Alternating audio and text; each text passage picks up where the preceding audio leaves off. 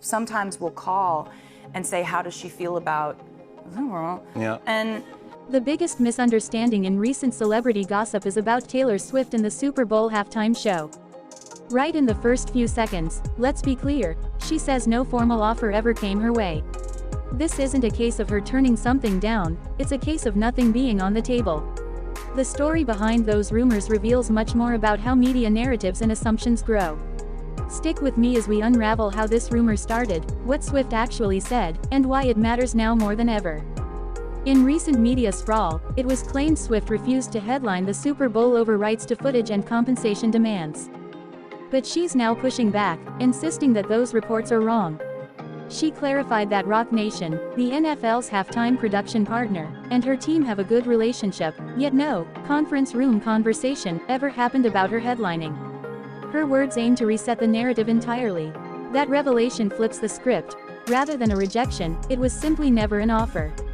That shift changes how fans interpret every speculation moving forward. Before we go deeper, if you're enjoying this breakdown, smash that like button and subscribe for the next big celebrity scoop. Hit the bell so you don't miss updates, and drop a comment, did you believe she turned it down? Share that, and stay tuned to our next video update where we'll dig into the fallout of this reveal. In her appearance on The Tonight Show, Swift addressed rumors directly. She said the notion she declined over footage rights is false. She affirmed, no, in response to those claims.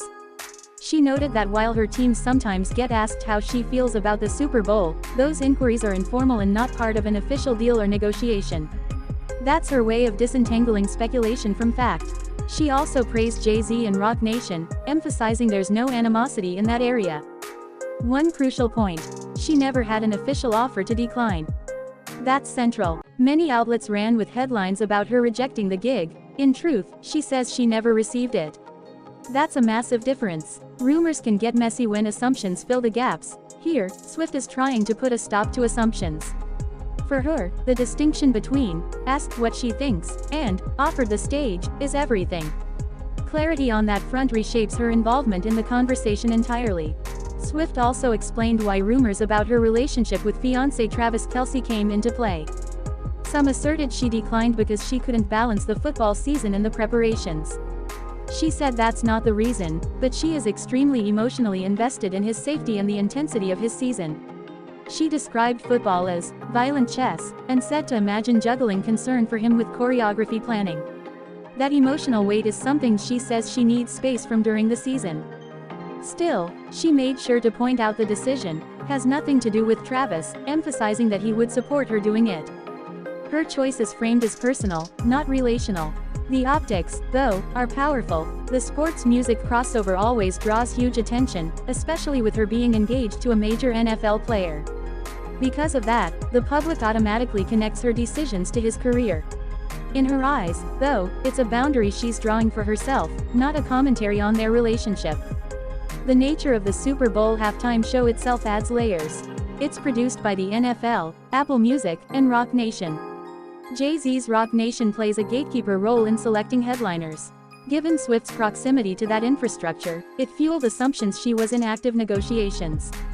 But she insists those were only casual queries, not handshake deals. Her clarification suggests that proximity doesn't equal contract, and not every conversation is an offer. The timing of her statement is also notable. The announcement that Bad Bunny will headline the upcoming Super Bowl 60 had already sparked speculation that Swift was passed over. Her appearance on Fallon, releasing her stance right as those rumors swirl, aims to set the record straight while interest is piqued. The contrast between the formal announcement and her claim highlights how narratives rush ahead of facts, especially in celebrity news cycles. Her narrative also underscores the power she wields today. That someone would assume she'd demand ownership of footage or compensation is tied to her known insistence on artist rights. Yet she denies those claims here. It shows how her past battles over masters, control, and music rights create fertile ground for exaggerated rumors. Fans and media alike are primed to believe she would set terms so bold, but this time, she says that script is wrong. Another interesting element: NFL Commissioner Roger Goodell had earlier floated that Swift would always be welcome, and that her participation might be possible. He referred to her as a special talent, and said, it's a maybe. But Goodell never confirmed any negotiation. That gave space for speculation. Swift's clarification now helps counterbalance that vague openness. His statements gave fuel, but without a deal, they remain aspirational. The difference between speculation and reality is stark here. Media chatter had transformed possibility into supposed refusal. But Swift's account forces us to recalibrate. What was presented as her rejecting a historic stage becomes a miscommunication blown up by assumptions. That shift is important for how celebrity news and fandoms consume stories. It's a moment to remind watchers, personal statements matter, even amid the noise. For fans, this is more than just semantics. It affects perceptions of her choices, her motivations, and her relationship with power in her career. If she never got an offer, then critiques about her not trying or passing up a big moment lose weight. Her explanation puts her back in control of the narrative. And for those who saw rumors as disrespectful, this is her response: no deal, no decline. Moving forward, it's unlikely this will be her final word. Speculation will persist about future Super Bowls, especially with her public link to the NFL through Kelce.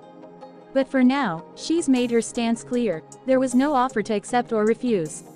That resets the baseline for any future debates about her role in halftime lore. We'll watch closely how media, league, and fans respond to this reframing. The bottom line: Taylor Swift wants this narrative corrected. She says she didn't turn down the Super Bowl, she simply was never asked in an official capacity. Her detail about informal inquiries, her emotional focus on Kelce's season, and her praise for Roc Nation all serve to clarify rather than protest. As rumors swirl ahead of Super Bowl 60, this may be the clearest public answer we get. Thanks for watching. Like, subscribe, comment your thoughts, and I'll see you in the next video update.